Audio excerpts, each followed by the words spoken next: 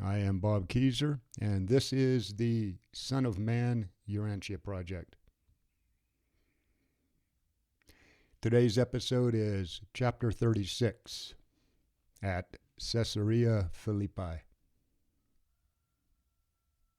Before Jesus and the apostles left for Caesarea-Philippi, he wanted to meet with his family. David Zebedee, using his messengers, arranged with Jude, Jesus' brother, for the entire family, Mary and all of his brothers and sisters, to meet Jesus at his boat shop in Capernaum on Sunday, August 7th. They all had full intentions of meeting with Jesus, and Jesus, with Peter and Andrew, went to keep this appointment. That same day, a group of Pharisees who knew that Jesus was staying in Philip's lands on the other side of the lake, decided to show up at Mary's house and try to pressure her into telling them more about Jesus' whereabouts. Mary became upset when they tried to get her to talk, and when the Pharisees knew or saw how nervous everyone else in the family was, they correctly figured that Jesus must be coming for a visit. So they sent a messenger for reinforcements, and the rest of them hid in the house to wait for Jesus. Because of this, and even though both Jude and Ruth tried a couple of times unsuccessfully to sneak out and let Jesus know what was happening, the family decided not to try and meet with Jesus. Early that afternoon, one of David's messengers caught up with Jesus and told him what was happening. And so, through no fault of either, Jesus and his family were not able to see each other. The temple tax collector. Jesus, Peter, and Andrew were hanging out by the lake near Zebedee's boat shop when a tax collector for the temple showed up. Getting Peter aside, this guy asked him, "Does not your master pay the temple tax?" Peter was about to flare up at the suggestion that Jesus should be expected to support the religion of his sworn enemies. But seeing the look on the tax collector's face, Peter realized it was a trap. They wanted to catch Jesus in the act of refusing to pay the normal half shekel to support the temple in Jerusalem. So Peter said, "Why, of course the master pays the temple tax. You wait here by the gate, and I'll be back soon with the tax." Now Peter had spoken without thinking.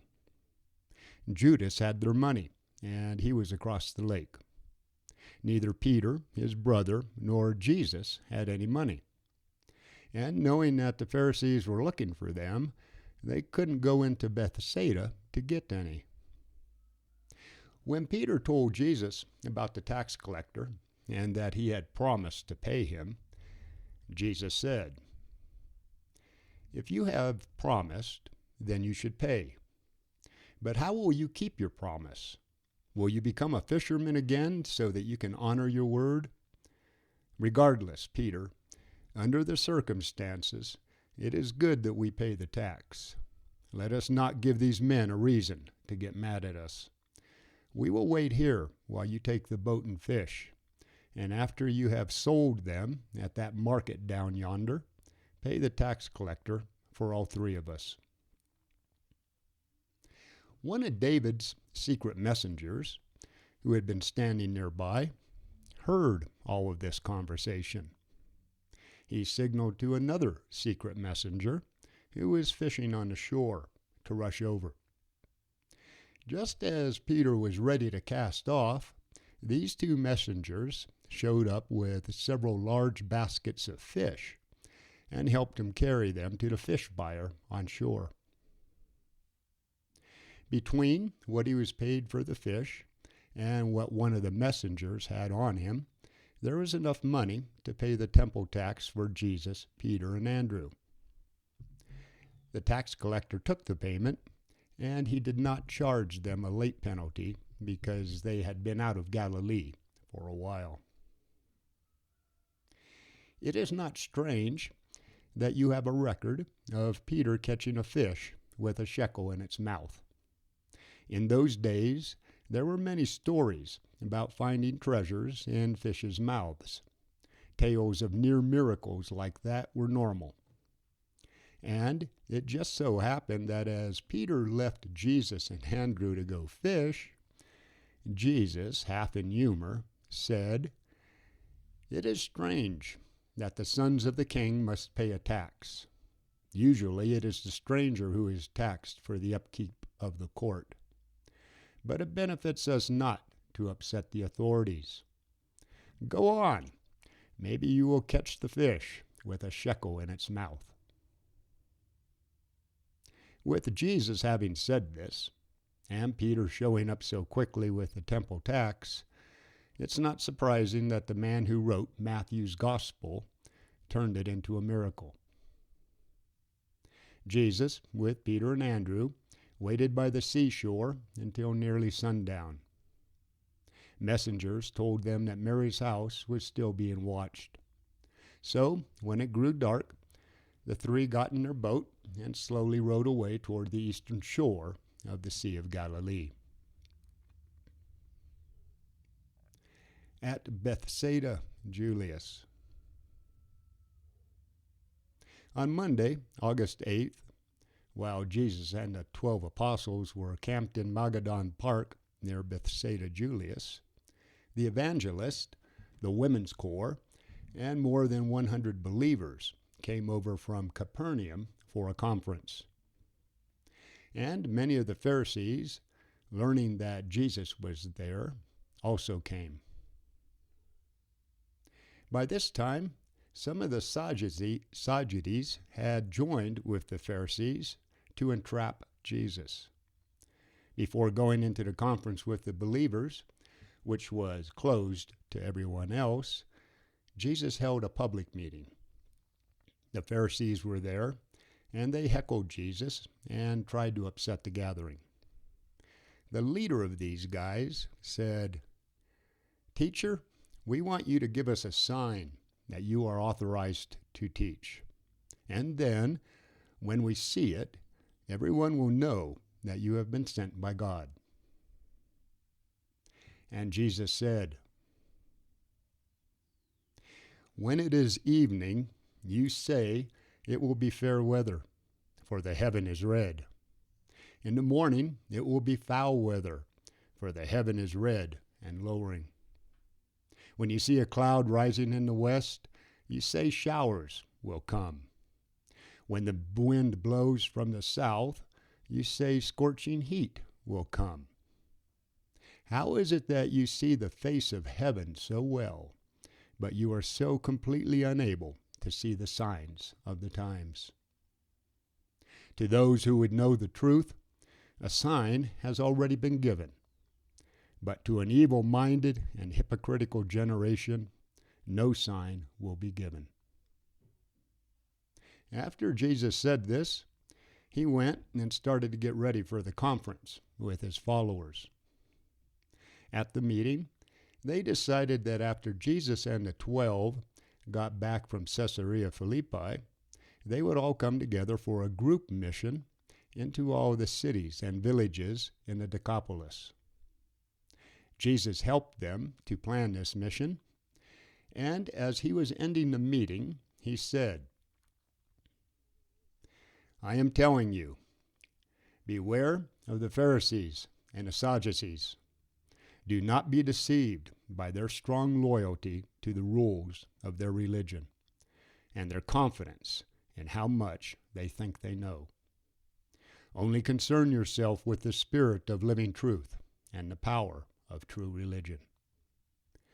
It is not fearing a dead religion that will save you, but rather your faith in the living experience of the spiritual realities of the kingdom. Do not allow yourselves to become blinded by prejudice and paralyzed by fear. Do not let reverence for tradition warp your understanding so much that your eyes cannot see and your ears cannot hear. It is not the purpose of true religion to bring peace, but instead to ensure progress. And there can be no peace in the heart or progress in the mind unless you fall completely in love with truth, the ideals of eternal realities. The issues of life and death are being set before you. The sinful pleasures of time against the righteous realities of eternity. Even now, you should start to find deliverance from the bondage of fear and doubt as you enter the new life of faith and hope. And when the feelings of service for your fellow men arise in your soul, do not stifle them. When the emotions of love for your neighbor well up in your heart, express those urges intelligently to meet the real needs of others. Peter's confession. Caesarea-Philippi was the capital of Philip's lands. He was the Roman tetrarch, or ruler, of that region. The city was nestled in a beautiful, charming valley between some scenic hills where the Jordan River flowed out of an underground cave. Mount Hermon could be seen to the north, and from the hills south of the city, a person had a magnificent view of the upper Jordan and the Sea of Galilee.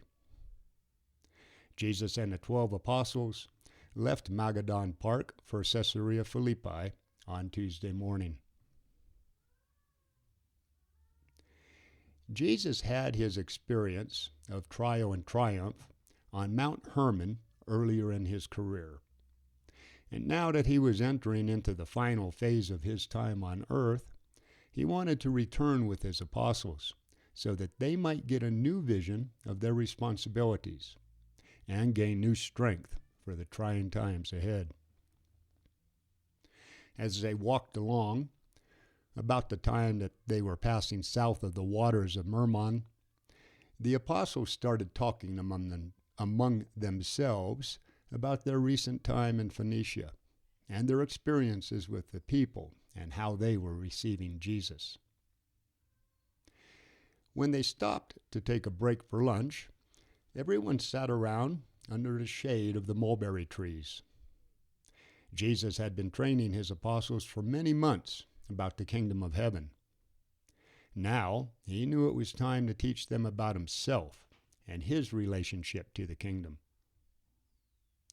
Jesus suddenly confronted his 12 apostles, and for the first time ever, he asked them a question about himself. He said, "Who do men say that I am?"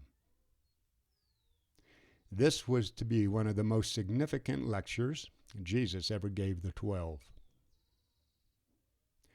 Most of the apostles gave a shot at answering Jesus' question. He was variously seen as a prophet or an extraordinary man by everyone who knew him. Even his enemies feared him and said he got his power from the prince of devils. They said that some of the people in Judea and Samaria, those who had not met Jesus personally, thought that he was the resurrected John the Baptist. Peter told him that at times he was compared to Moses, Elijah, Isaiah, and Jeremiah. After listening to his apostles, Jesus got up and stood tall in front of the 12, who were sitting around him in a semicircle. The apostles were startled as Jesus, with great emphasis, swept his hand in a gesture that included all of them and said, "But who do you say that I am?" The atmosphere was tense as they all sat in silence for a moment, never taking their eyes off of Jesus. Then Simon Peter jumped up and cried out, "You are the deliverer, the Son of the living God." And the other 11 apostles, all at the same time, jumped to their feet, letting Jesus know that Peter had spoken for everyone. Jesus remained standing and motioned for them all to sit down again. When they had, he said, "This has been revealed to you by my Father. The hour has come when you should know the truth about me. But for the time being, I order you, tell no man about this." Let us continue on our way. And so they continued walking to Caesarea-Philippi, arriving late that evening. They went to the home of a man named Silas, who was expecting them. The apostles were restless that night. They got little sleep. They all sensed that a great event had just happened in their lives and in the work of the kingdom. The talk about the kingdom. Because of what they witnessed when Jesus was baptized by John, and how in Cana he had turned the water into wine, the apostles had at times pretty much accepted that Jesus was the Messiah, and at times some of them even thought that he was the expected deliverer. But as soon as they would hope something like this, Jesus would come along with some crushing word or disappointing deed and dash those ideas to pieces.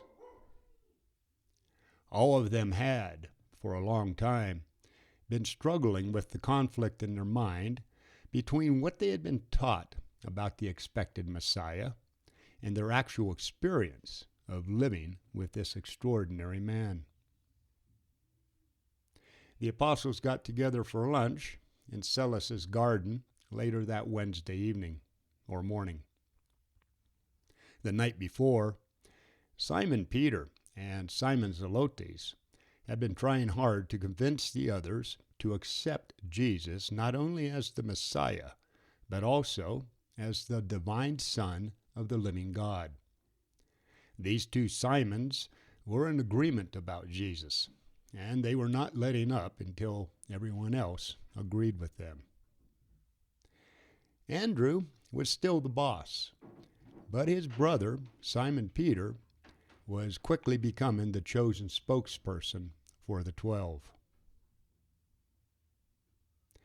They were all sitting in the garden when Jesus showed up about noon.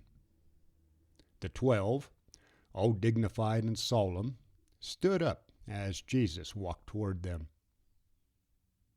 His friendly smile, the one he often wore when his crew was taking themselves or something else way too seriously, relieved their tension. Jesus commanded them with his hands to sit back down. At that point, the apostles realized that Jesus was not comfortable with them getting up every time that he came into the room, that he did not approve of that kind of outward respect. So that was the last time that they ever did so. After everyone had eaten, and they were all sitting around talking over their plans about their next mission around the Decapolis, Jesus, all of a sudden, looked into their faces and said, "Now that a full day has passed since you agreed with Simon Peter about who I am, do you still believe that?" The 12 all stood up, and then Simon Peter stepped forward and said, "Yes, Master, we do. We believe that you are the Son of the living God." And then Peter sat down with the others. Jesus remained standing and said, "You are my chosen ambassadors. But I also know that, under the circumstances, you could not believe this, that I am the Son of God, just from mere human knowledge. This event is a revelation of my Father's Spirit to your souls. And since you are making this confession about the Spirit of God inside of you, and that Spirit of God has led you to do this, I can now publicly state that this is the foundation on which I will build the brotherhood of the kingdom of men. On this rock of spiritual reality, I will build the living temple of spiritual fellowship in my Father's kingdom. All of the forces of evil and all of the hosts of sin will not win against the divine Spirit's human brotherhood. And while my Father's Spirit will always be the mentor and the divine guide of everyone who enters this spiritual fellowship, to you and to those who come after you, I am now giving the keys of the outward kingdom, the authority over things temporal and the social and economic aspects of this group in the kingdom. And again, Jesus told them that for the time being, they were to tell no one that he was the Son of God. Jesus was beginning to have faith in the loyalty and integrity of his apostles. He realized that a faith that could withstand what they had recently passed through would, without doubt, endure the fiery trials that were just ahead. He knew they would emerge from the apparent dashing of all of their hopes into the new light of a new dispensation. And because of that, they would be able to go out to enlighten a world sitting in darkness. This faith he held for all of his apostles, except one. And ever since that day, Jesus has continued building this living temple on that same eternal foundation of his divine sonship. And those who become self-conscious sons of God are the human stones that make up this living temple of sonship, erected to the glory, wisdom, and love of God the Father. When Jesus was done speaking, he told the 12 to go off by themselves in the hills until supper time, to look for wisdom, strength, and spiritual guidance. And they did as Jesus asked. The new concept. What was both new and important in Peter's statement about Jesus was its clear recognition that Jesus was the Son of God, his unquestioned divinity. Ever since his baptism and the wedding at Cana, the apostles had at times thought of him as the Messiah. But it was not part of the Jewish idea of the national deliverer that he would be divine. The Jews did not teach that the Messiah would be divine. He was to be the anointed or the gifted one. But in no way had they thought of him being the actual Son of God. In the second statement, more emphasis was placed on his combined nature, the extraordinary fact that he was the Son of Man and the Son of God. It was on this great truth, the coming together of his human and divine natures, that Jesus said he would build the kingdom of heaven. Jesus had wanted to live his life on earth and complete his bestowal mission as the Son of Man. But his followers were conditioned to think of him as the expected Messiah. Knowing that he could never fulfill those expectations, he tried to modify their concept of the Messiah so he could at least in part meet their beliefs. But now he understood that would not work. So he boldly decided on a third plan, to agree that Peter was right, to openly announce his divinity, and to tell the 12 that he was a Son of God. For 3 years, Jesus had been telling everyone that he was the Son of Man, while at the same time the apostles had increasingly insisted that he was the expected Jewish Messiah. He now revealed to them that he was the Son of God, And on that idea of the combined nature of the Son of Man and the Son of God, he intended to build the kingdom of heaven.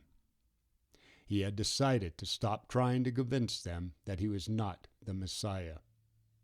He told them what he is, and then he ignored their insistence on thinking of him as the Messiah. The next afternoon, Jesus and the apostles stayed at Celsus' house for another day, waiting for Zebedee's messengers to show up with some money. After Jesus lost his popularity, their income fell off.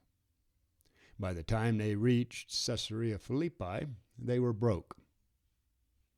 Matthew did not want to leave Jesus and the others like this, but he did not have any of his own money to donate like he had so many times in the past. But David Zebedee had thought ahead and prepared for them running out of money. He had told his messengers that, as they made their way through Judea, Samaria, and Galilee, they were to collect donations to be sent to Jesus and his apostles. So by evening, David's messengers showed up with enough money to get them all through until they took off for their mission through the Decapolis.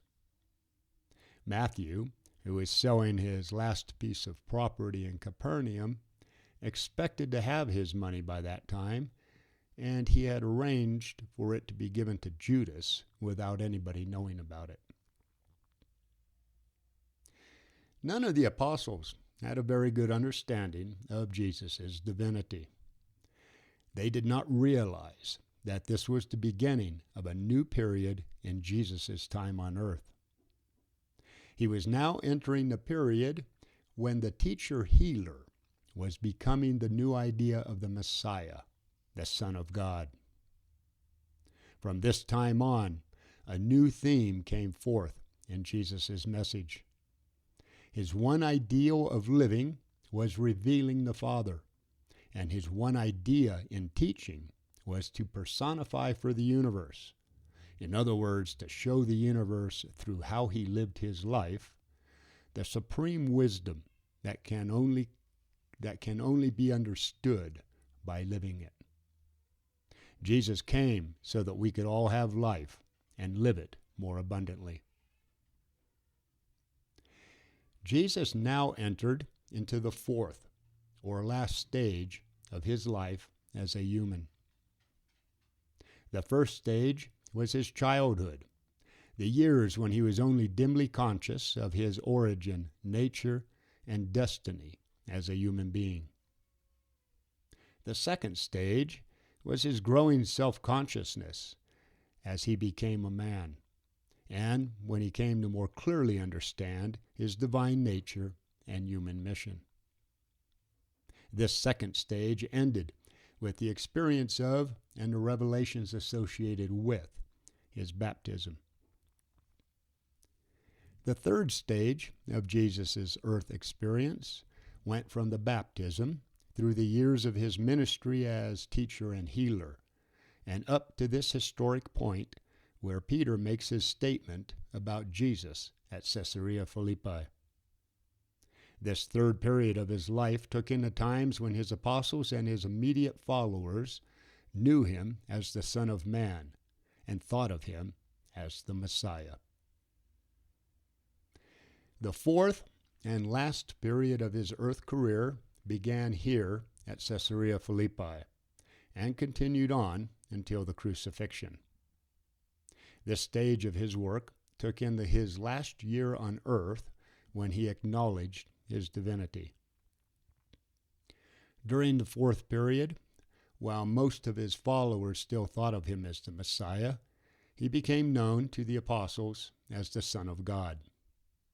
Peter's statement marked the beginning of the apostles starting to realize, at least hazily, that Jesus was on earth for an entire universe. In this way, Jesus showed through his life what he taught in his religion, the growth of the spiritual nature through living progress. He did not place emphasis, as did his later followers, on the never-ending struggle between the soul and the body. Instead, he taught that the spirit could easily win over both and was effective in reconciling this intellectual, instinctual warfare.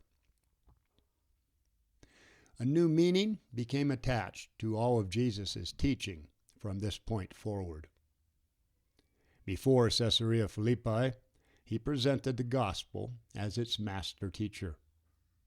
After Caesarea-Philippi, he was not only a teacher, but also the divine representative of the eternal Father, who is the sum total of this spiritual kingdom.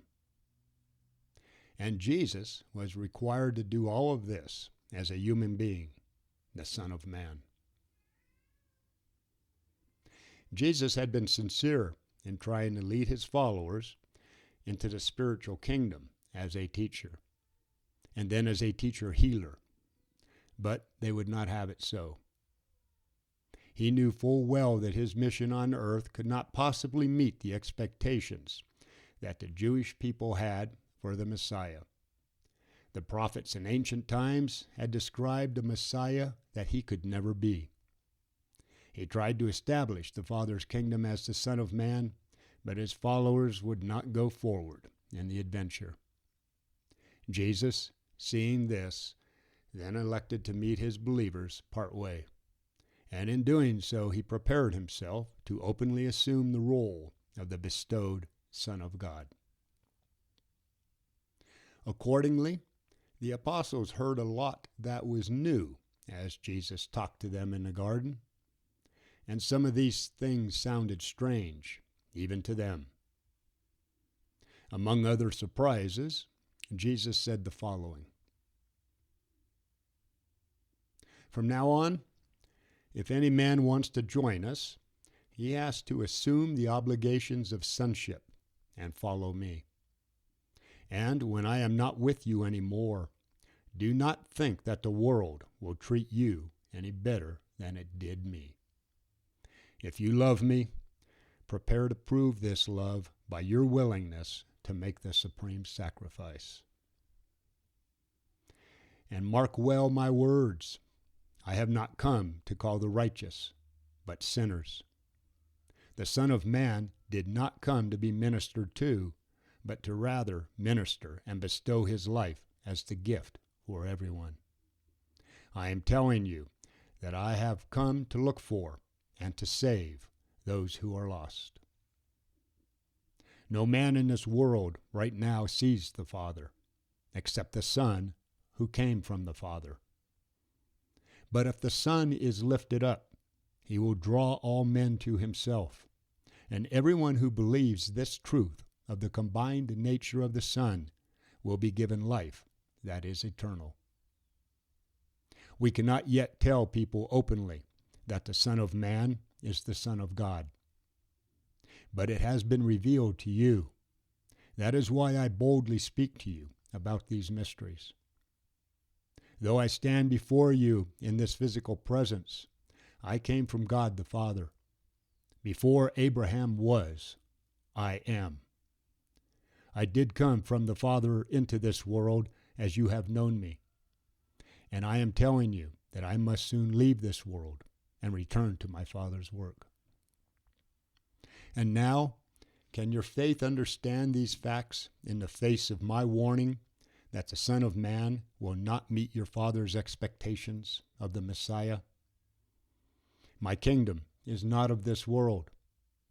Can you believe the truth about me in the face of the fact that, though the foxes have holes and the birds of heaven have nests, I have nowhere to lay my head?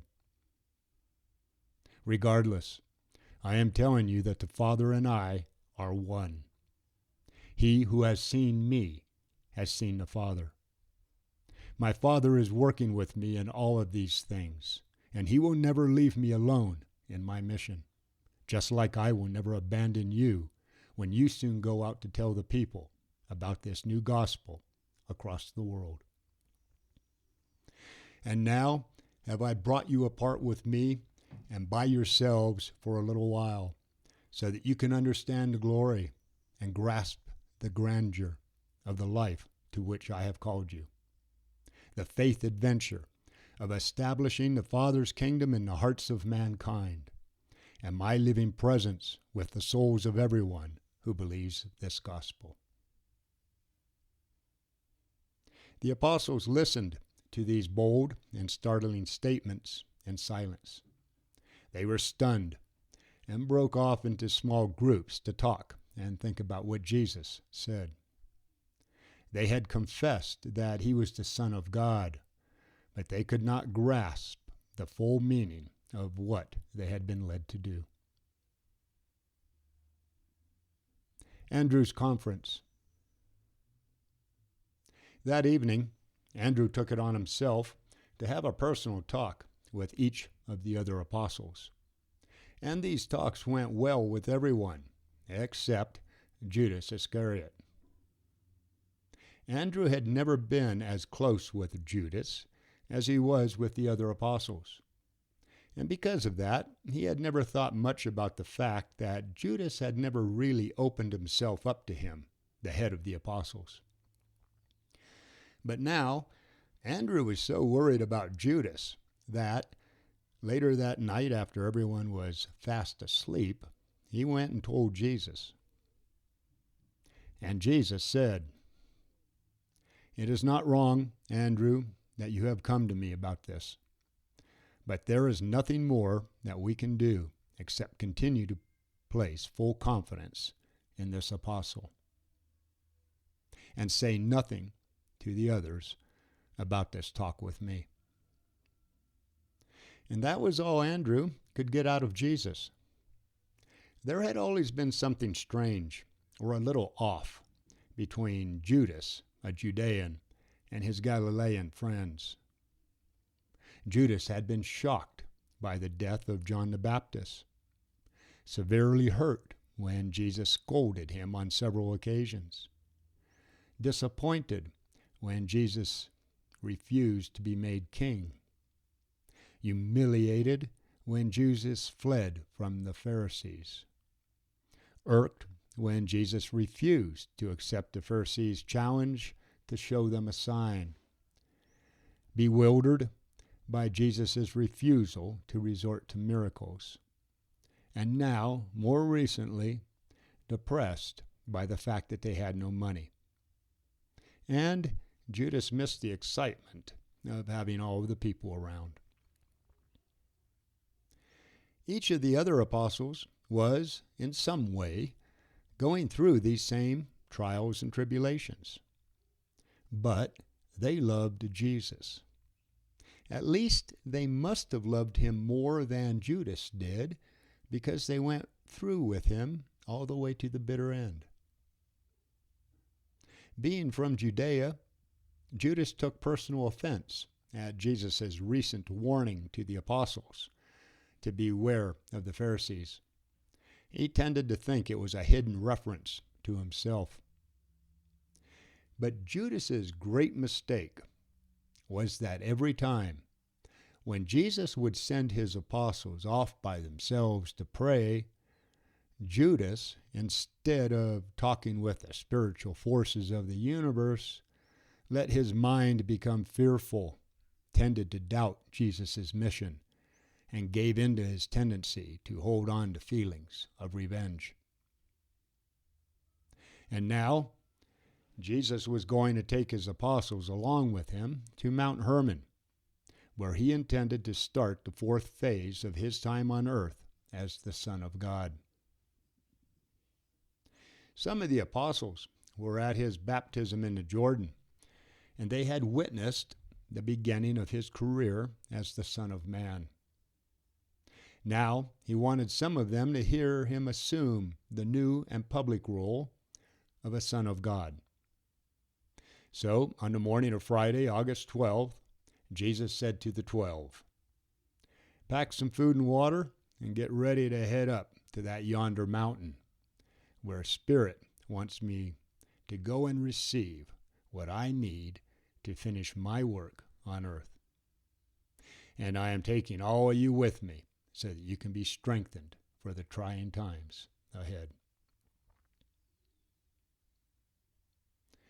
Okay, everyone, that's it for chapter 36 at Caesarea-Philippi. I think that is also going to be the end of volume 2, since we're starting on Jesus' 4th period on earth.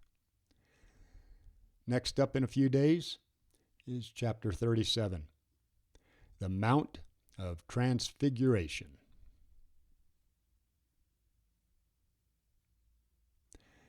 Defend liberty. Protect your kids. Find some way to get out there and serve man for nothing more or less than the sake of God. Bobby Keyser, out here.